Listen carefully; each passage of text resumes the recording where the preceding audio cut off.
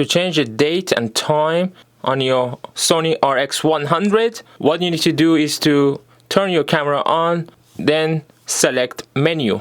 In the menu, go all the way to the right, then you go to this place which looks like a clock.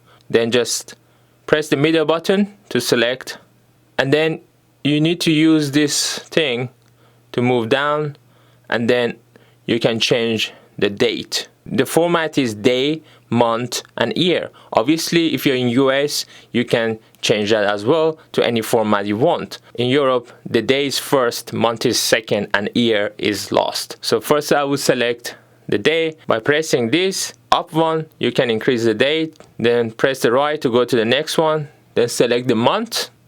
Then press the right again and select the year. And then press right again, select the time.